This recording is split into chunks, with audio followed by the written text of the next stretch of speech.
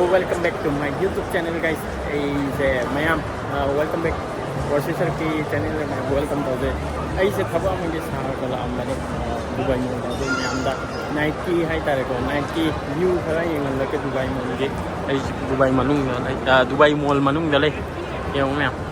So Nike खरा करी तो capture तो वाला mayam दी मतलब के तो जो सिंगल मैंने तो वो ये video. So let's begin guys.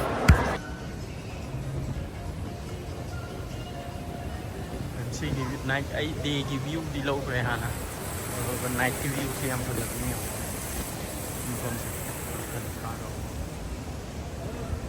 Sidagi yam na siya no ko ni yung hatak.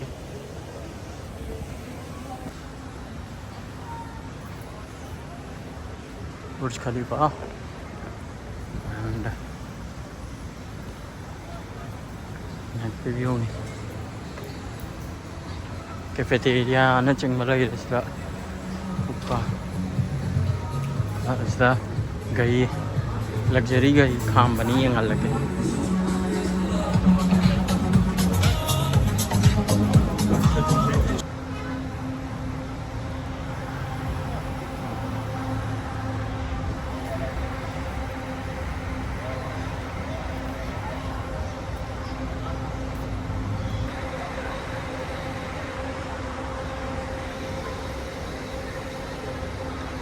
मफम से लाग मैं फोटो वीडियो लब फजबने डे टाइम को है पूरा ब्लू मचू होने फजबने मैं लाओ मफम से खर हेंग तब याब फोटो वीडियो लब याब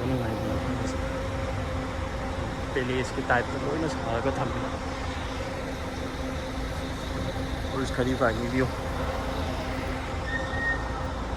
होटेल अखोना चटकदो येंहल्लके मैं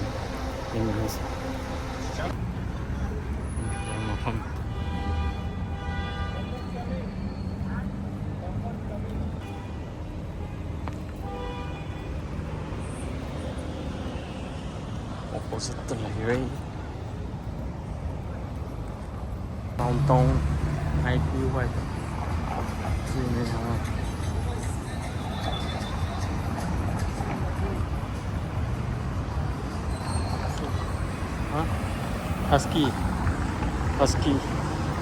husky dog hai कोई को पुत्र हैं limousine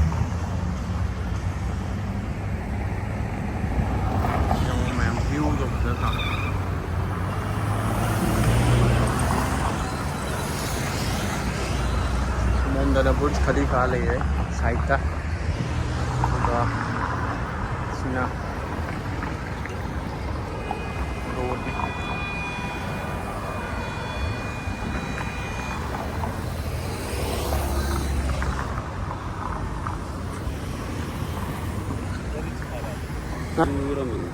छोटा हाँ से होटल होटल ओल्ड स्टाइल सारा थमे बनी मैं से होटल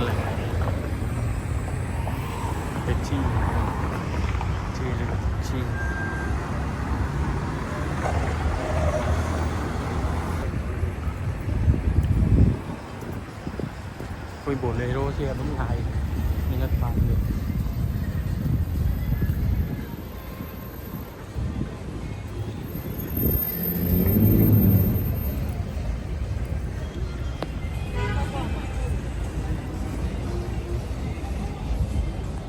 इंट्रांस इस तरफ है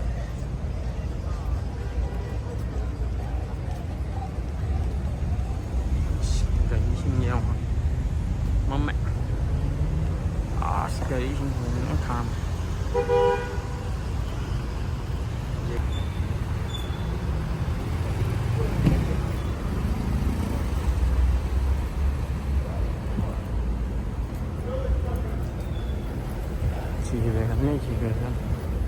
पोर्ची रखी है ये गाड़ी नहीं है फियाट है पोर्ची लिखा था नहीं थोड़े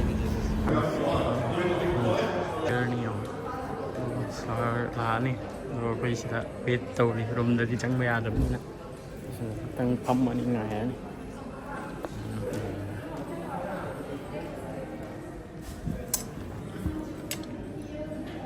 Here.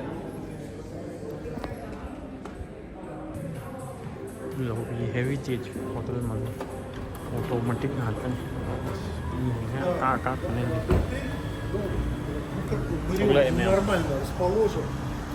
गाड़ी Singh Porsche Bolero Dubai Bolero सिर्फ एकदम नॉर्मल हो गया था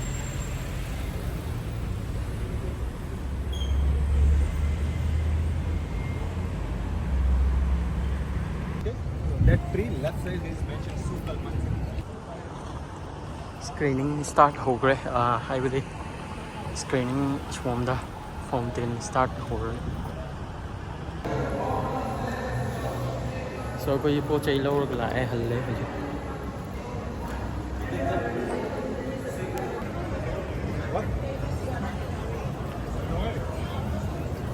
फजरे मफम से हम फजर मफम ने ताओ में हम अदुम एंजॉय तौबियो